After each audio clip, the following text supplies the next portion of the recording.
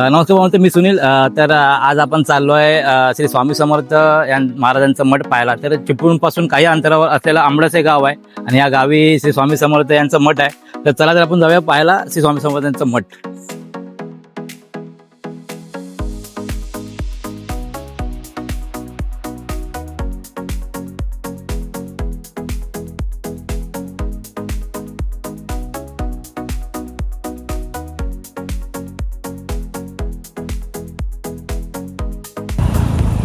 नमस्कार भाऊ. तर मी मगाशी तुम्हाला बोललो की आपण आत्ताच ज्या मार्गावरून आलो आहे एक 2 ते 3 किलोमीटर अंतरावरती असेल हे मठ. आणि इथून हा सरळ रस्ता जातो हे भेलचं या साईडला.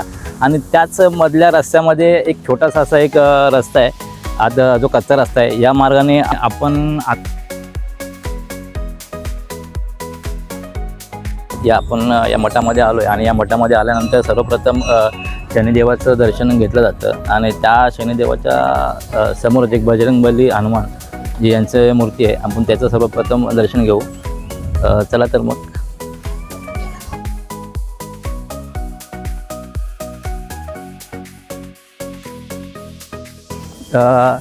इथून श्री शनिदेवाचं आणि बजरंगबलीचं दर्शन घेतल्यानंतर आपण थेट जाणार आहे श्री स्वामी समर्थ महाराजांच्या मठामध्ये दर्शन घेण्यासाठी. तर चला तर मग कशा प्रकारे तिथलं वातावरण आहे. आणि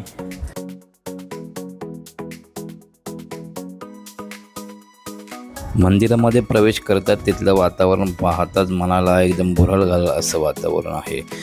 आणि आज आपण प्रवेश केल्यानंतर श्री स्वामी समर्थ महाराज यांच्या चरणस्पर्श पादुकांचं दर्शन घेऊन आपण मंदिरामध्ये प्रवेश केला जातो.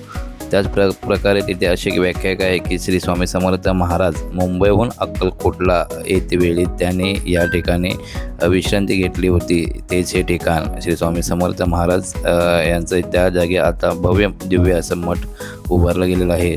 तर ती मूर्ती पाहून मनाला भुरळ घालेल अशी ती स्वामींची मूर्ती आहे.